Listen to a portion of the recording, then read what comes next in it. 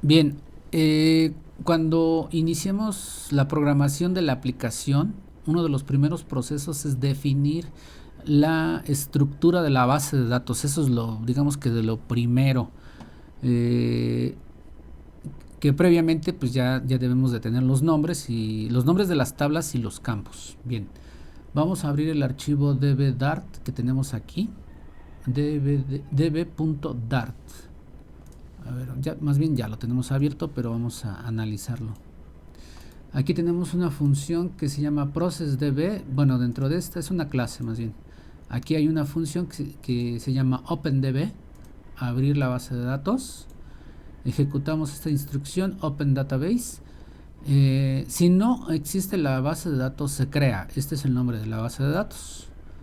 Se crea y a la vez ejecutamos otros códigos para crear tablas.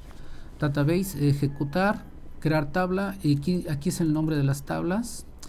Esta es datos en proceso, es donde vamos a estar guardando valores de manera local, valores iniciales, etcétera, o datos en proceso. La tabla artículos y servicios, la tabla categorías, tabla marcas, tabla unidades de medida de ventas, materia prima, insumos, clientes y proveedores. Tenemos varias tablas aquí y aquí otras tablas que posteriormente explico para qué se van a utilizar estas tablas.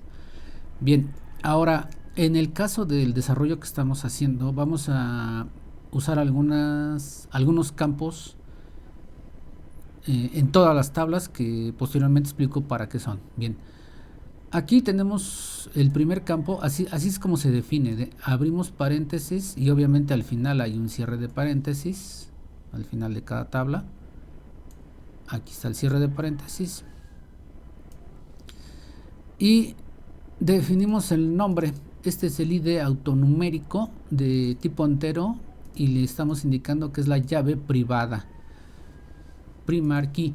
Esto le da a saber que es la llave privada, es un valor autonumérico. Cuando agreguemos un registro, en este campo se va a guardar se va a estar generando, mejor dicho, de manera automática un número progresivo numérico irrepetible. Es lo que en mi SQL, en una tabla de mi SQL, es el campo autonumérico. Aquí la equivalencia es esta. Bien, ahora uno de los campos que vamos a estar utilizando mucho es este ref alfa, que se refiere a una referencia alfanumérica. Igual es una cadena de texto irrepetible y que posteriormente se explicará para qué lo vamos a utilizar. De tipo texto, y default, aquí es el valor predeterminado cuando se agrega un registro, pues es una cadena vacía. Siguiente campo es ref nuevo registro.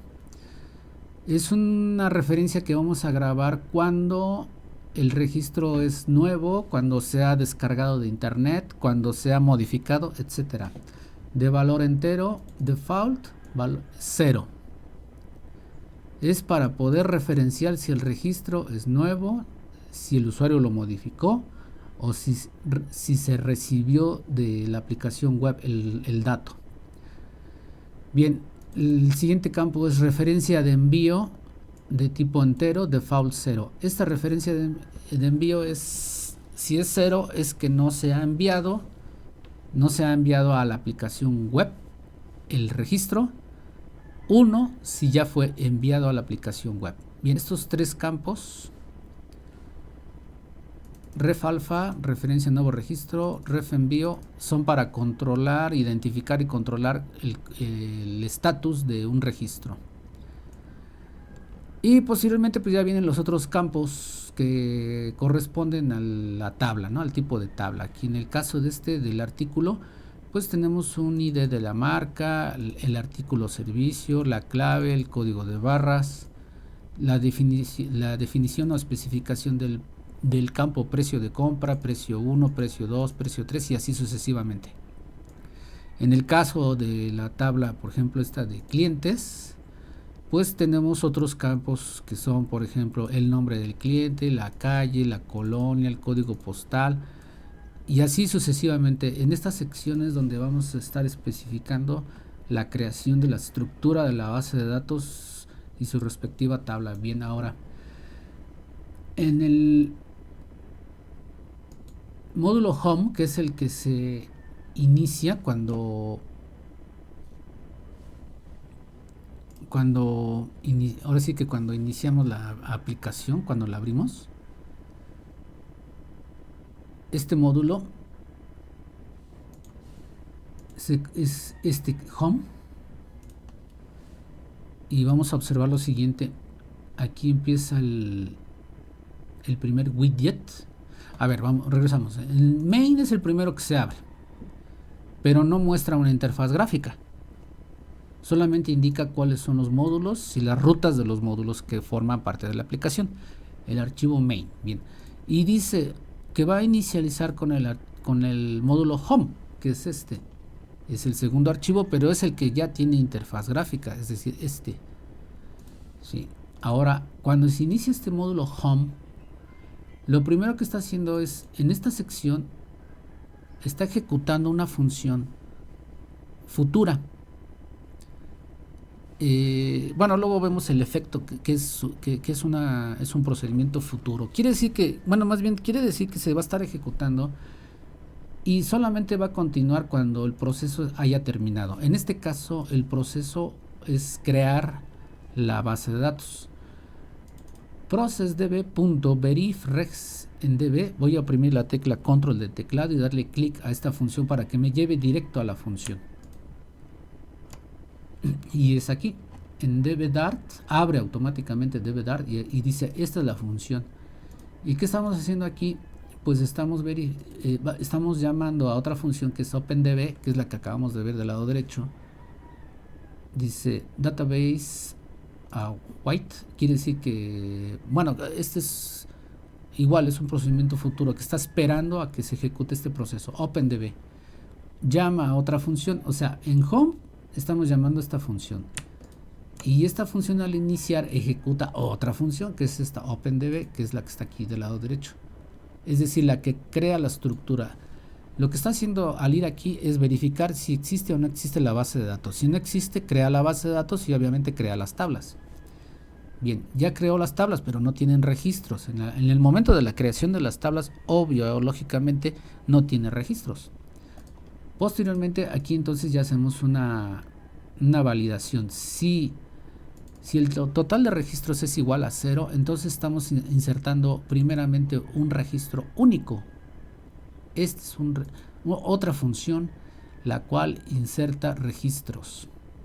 Y le estamos mandando estos datos al primer registro. Atención, si no hay registros, estamos insertando a una tabla nada más. La primera tabla, la tabla que estamos ocupando para valores iniciales, que es esta, DATS en proceso. Ahí lo que vamos a guardar son pues la clave de la sucursal, el ID de la empresa, los datos del encabezado de documentos, el título de los precios, o una opción de lista de precios, el nombre de una sucursal, de otra sucursal, opciones de acceso a la sucursal. O sea, son datos que se van a estar ocupando cuando la aplicación se inicie. Entonces lo que está haciendo es insertar un registro, nada más un registro. Eso es lo que está haciendo hasta este punto. En el caso de que ya exista, entonces nada más va a consultar los datos que previamente ya están almacenados. En este punto se obtienen los datos que ya se encuentran almacenados cuando el registro previamente ya fue creado.